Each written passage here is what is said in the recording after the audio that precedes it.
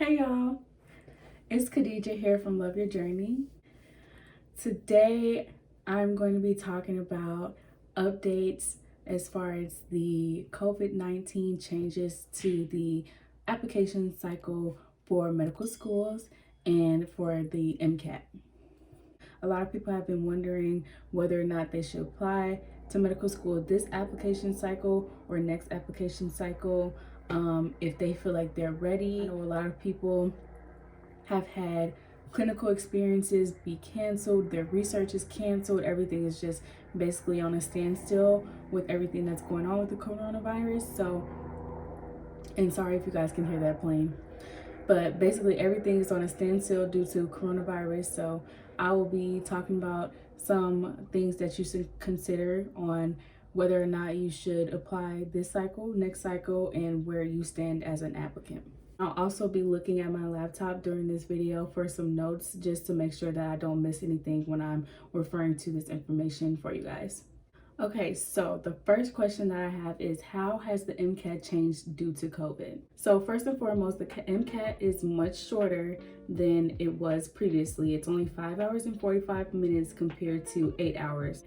The MCAT is shorter because they have removed test questions from the MCAT. So in the original 8-hour MCAT, there were test questions that are put into the MCAT to basically be used to see if they're going to have these questions in further MCATs.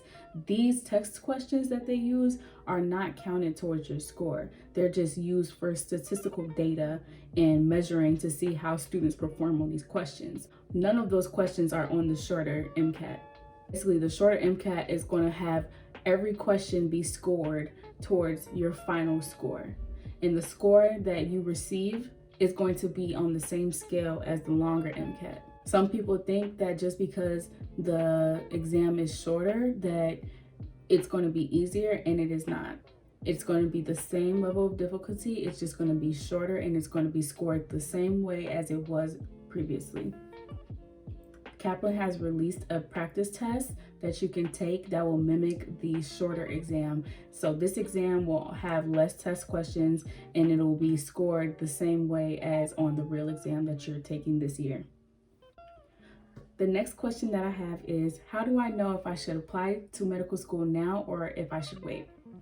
So when considering how you should evaluate your preparedness for medical school right now, you should think of it in a holistic review. A lot of medical schools are going to take into account your story, your GPA, your passion, and they're also going to consider everything that you've done prior to COVID-19.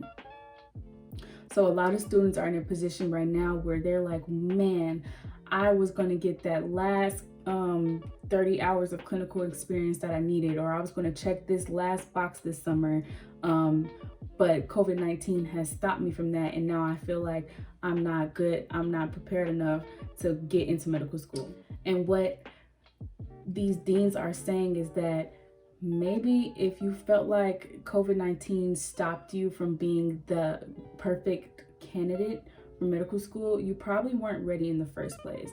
If COVID-19 is the reason why you feel like you are not ready right now, then you weren't ready in the first place. So you should not apply to medical school if you feel as though this time period has stopped you from having a complete package, being ready for medical school. It will not look bad to the medical schools if you choose to take a gap year due to COVID-19.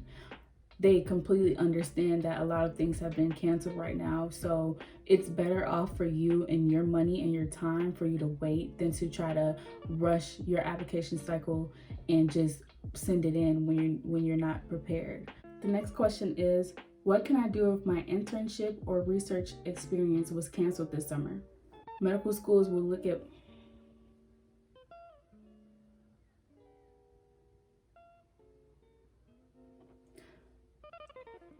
Medical schools will look back into your record and see like, hey, what did such and such do during this time? Did you pick up a new language? Did you use this time to boost your application in other ways if your clinical experiences have been canceled? Possibly think of these other alternatives such as picking up a language, taking a class, doing telescribe, or volunteering somewhere. Hey y'all, so I'm editing this video. In the description section below, I have linked some great resources that you can utilize for volunteering experiences during the COVID crisis, or ways to get involved in the Black Lives Matter movement. So make sure you check out the description section for those resources. Also keep in mind that not only are checking off the boxes as far as clinical research and teaching experiences are important, but your passion and your story is just as important as all of the things that make you look good on paper. The next question is, when should I turn in my application if I choose to apply this cycle? So the breakdown of the medical school application in previous years was that by May 28th, they would allow you to send in your application. The first round of applications are sent to medical schools by June 26th. This year,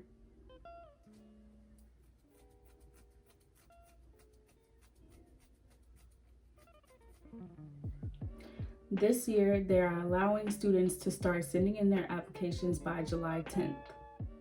The first round of applications are not going to be sent to medical schools until August. So you may be wondering whether or not you should wait until August, or should you send in your application by July 10th when they allow people, when Amcas allows people to send in their applications. You should probably send in your application sooner rather than later, just so that it can be reviewed earlier and that you know that it's going to be processed and ready to go by August. The extension to any application is only if it's necessary. If you're going through a health problem, or if you've experienced something that is holding you back from sending in your application, then you should wait. But you're still better off sending in your application earlier. You do not need to send in the applications for every single school on your Amcas list. You can send in your application to one school and let your application be sent in and reviewed for that one school. And then later on, say if you don't have your MCAT scores right now, you can choose to add the rest of your schools later on. And that way, once you have that one single designation for that one school, the rest of the schools that you add after that will be sent in 24 hours after you input them into Amcas. The next question is, can I submit my medical school application without my MCAT? You may still send in your application without an MCAT score, and medical schools will allow you to be interviewed with their schools all the way up until October. So basically you have all the way until October to get your MCAT scores back. You can interview with these schools and they will take you through that process, but will not matriculate you into the school until you have your MCAT score back. All right, you guys, that's all I have for this video. If you guys have any questions, feel free to comment down below, or to email me at thejourney2md@gmail.com, or follow my Instagram page at loveyourjourney with 2 E's. And remember guys, always love yourself and love your journey. Bye.